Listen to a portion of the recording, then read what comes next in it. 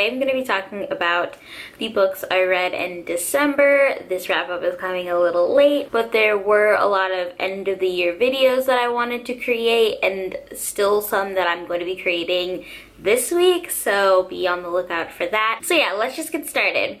I was able to read 4 books in December, so I'm pretty happy with that number. I would have liked to have read more just because I took off the entire week between like Christmas and New Year's Eve, so it just felt like I should have got a lot more reading done during that time, but I didn't, so I ended up with 4 books this month, but they were all actually really good books, so I'm excited to talk about them. So the first book that I finished was A Darker Shade of Magic by V.E. Schwab. This is the only book that I've actually read from her. I haven't read Vicious, but I hear that's probably one of her better books, and it's more adult, but the premise doesn't really interest me, I guess, so I didn't really check out that one.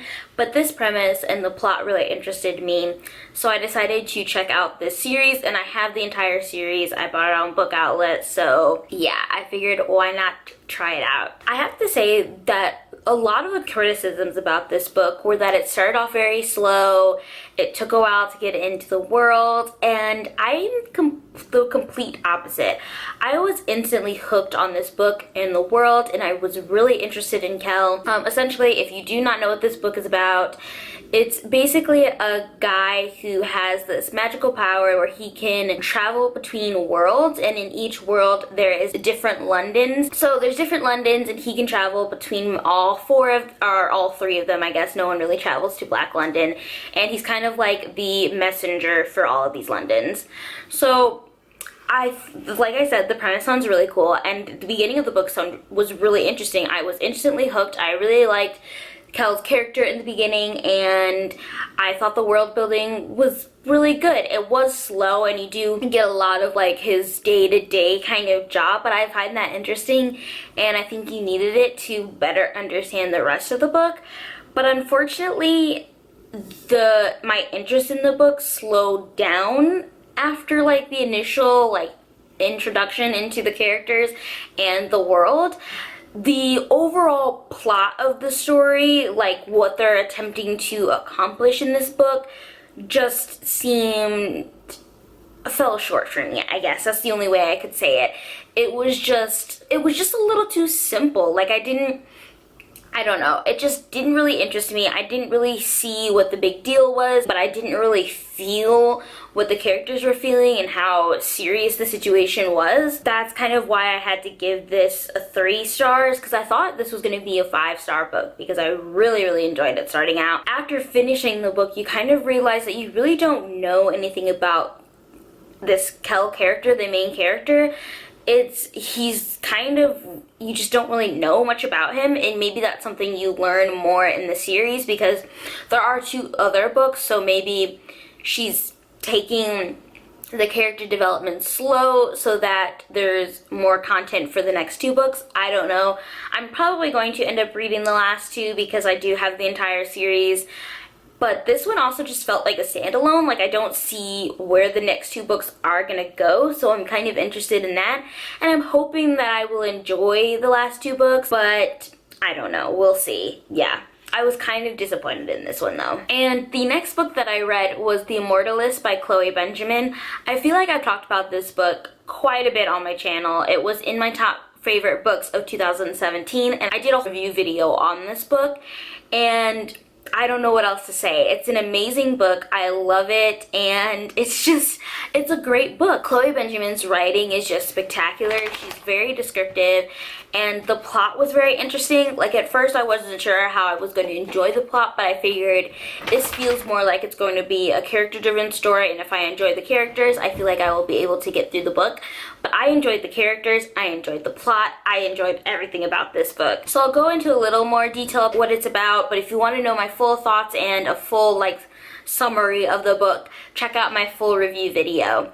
So basically this book follows 4 siblings who go to a fortune teller, like a gypsy fortune teller, who tells them the date that they are going to die. And each part of the book follow one of the 4 siblings, like a couple years to a couple weeks before their predicted death date.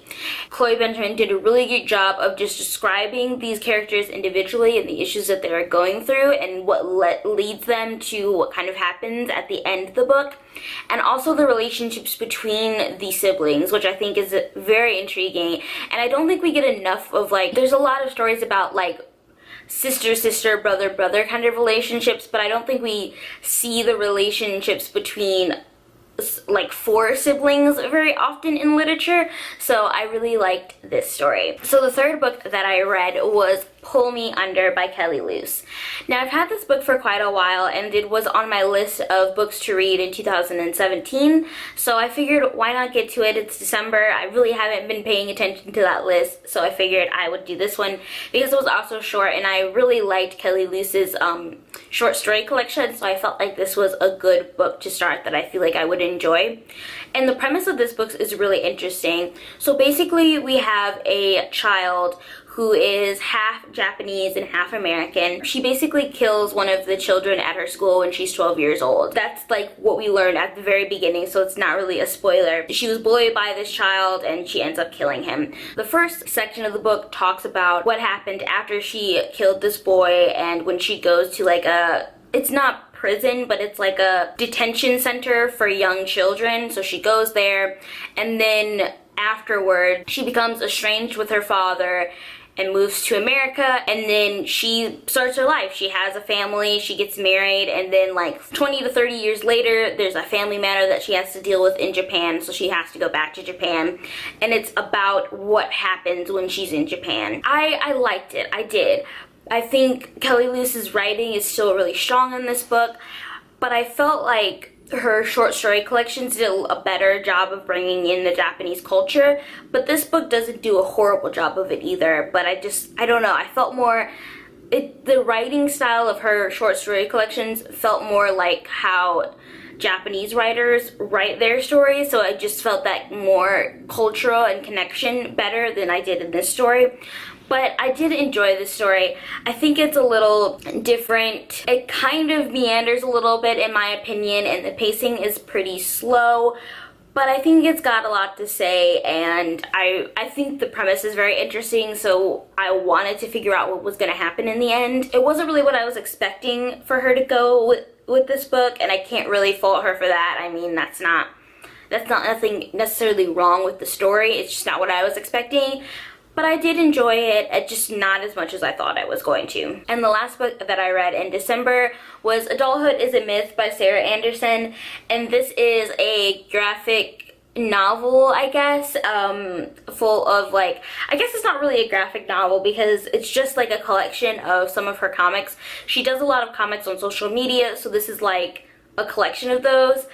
If you have not heard of her, I think she's really funny, and the comics really stuck with me, and I think this would be a really great book to give to people that are graduating college or starting a job in the adult world. And I don't know, and it's also very like women empowering, and it made me laugh a lot, and I absolutely loved it. My older sister got me for this for Christmas, and I ended up reading the entire thing on Christmas Day because I was just so, it just made me feel so good, and I don't know, I love it. The content is just so funny and just so great. So yeah, if you have not checked out this book, I really recommend it. It's a really quick read and you will have a nice laugh. So yeah, those are all the books I got in December. I've had a really great reading month, so I'm really happy about what I was able to read and looking forward to what I'm going to be reading in January. So thanks again for watching. If you want to see more content from me, please subscribe to my channel and let me know what you guys read in December. I'd really like to get some new recommendations for the new year, so if you guys have read any good books in December, let me know in the comments below. And if you want to talk about any of the books I read this month, you can do that as well. So thank you so much for watching, and I will see you guys next time. Bye!